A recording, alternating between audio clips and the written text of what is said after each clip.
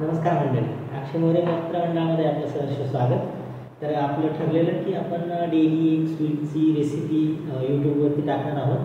पण मंडळाच्या कार्यकर्त्याचा मला काल कॉल आला आणि तो म्हटला की नवरात्रीचे उपवास चालू आहे, तर खिचडीची रेसिपी टाका. तर आजचा बेत खिचडीचा, किचन सिरीज एपिसोड क्रमांक 8, साबुदाण्याची खिचडी. तर साबुदाण्याची खिचडी बनवण्यासाठी आपण सर्वप्रथम शेंगदाणे गरम करून घेणार आहे. मी एक वाटीभर शेंगदाणे गरम करण्यासाठी ठेवलेले आहेत.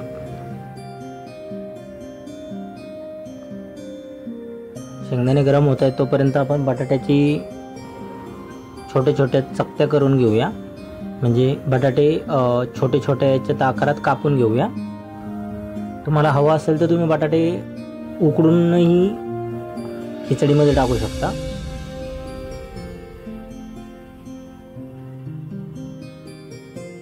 चकत्या थोड्या पातळ करा, जेणेकरून आपण त्या तेलामध्ये फ्राय करणार आहे आणि त्याच्यातच त्या शिजायला हव्यात.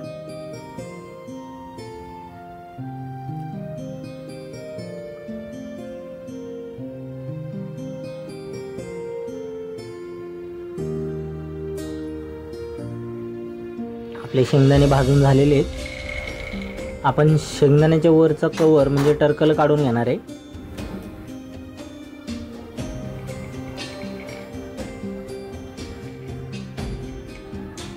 त्याच्यानंतर साबुदाणा खिचडी बनवण्यासाठी आपण 4-5 हिरव्या मिरच्या घेणार आहे आणि हिरव्या मिरच्यांचा एक ठेचा बारीक ठेचून घेणार आहे. तुम्हाला हवा असेल तर तुम्ही मिक्सरमध्येही मिरच्या वाटून घेऊ शकता.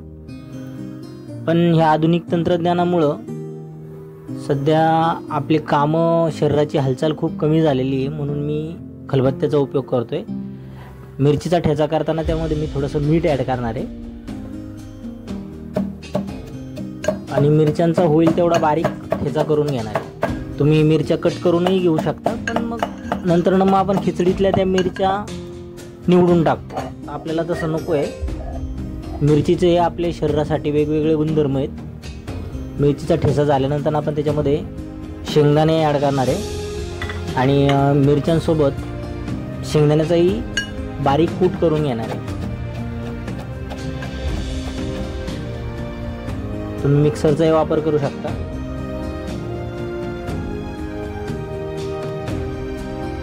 आपला मस्त ठेचा झालेला आहे.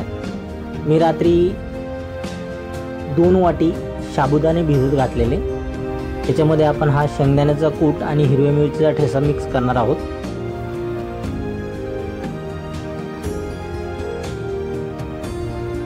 तुम्ही हवं तर मिरचीचा ठेचा आणि कूट थोडंसं तेलामध्ये फ्राय करून त्याच्यामध्ये साबुदाणे ॲड करू शकता. पण माझी आई लहानपणापासून असेच साबुदाण्याची खिचडी बनवायची आणि ती मला प्रचंड आवडायची, म्हणून मी हीच पद्धत वापरणार आहे. त्यानंतर कढईत आपण थोडंसं तेल घेणार आहे आणि ज्या बटाट्याच्या चकत्या, बटाट्याच्या ज्या छोट्या छोट्या खापा केलेल्या आहेत त्या ह्या तेलामध्ये फ्राय करून घेणार आहे.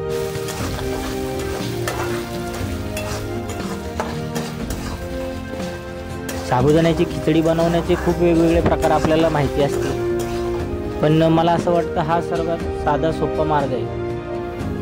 बटाट्याचे आळणी चव लागू नये म्हणून आपण याच्यामध्ये फ्राय करताना थोडंसं मीठ पण ॲड करणार आहे.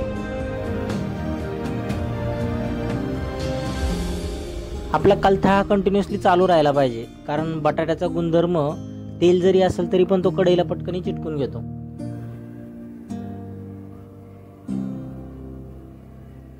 बटाटा शिजायला जास्त वेळ लागणार नाहीये, तो लगेच शिजून जातो. आपला बटाटा आता शिजलेला आहे. तर आपण जे काही साबुदाण्याचं मिश्रण तयार केलं ते मिश्रण ह्या बटाट्यामध्ये ॲड करणार आहे.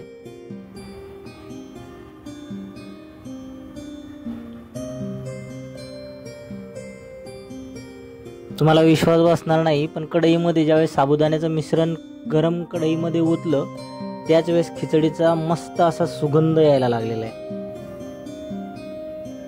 आता हे सगळं मिश्रण आणि बटाटे एकत्र एकजीव करणार आहोत.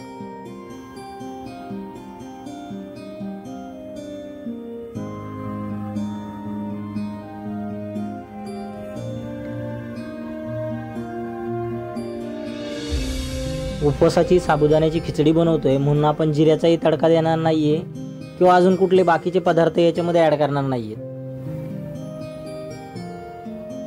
जस्ट आता थोडंसं गरम होण्यासाठी याच्यावरती आपण झाकण ठेवून एक 5 मिनटं तसंच ठेवणार आहे. खाली चिटकू नये म्हणून झाकण काढून 5 मिनटानंतर परत एकदा थोडंसं हलवून परत 5 मिनटासाठी आपण झाकण ठेवणार आहे.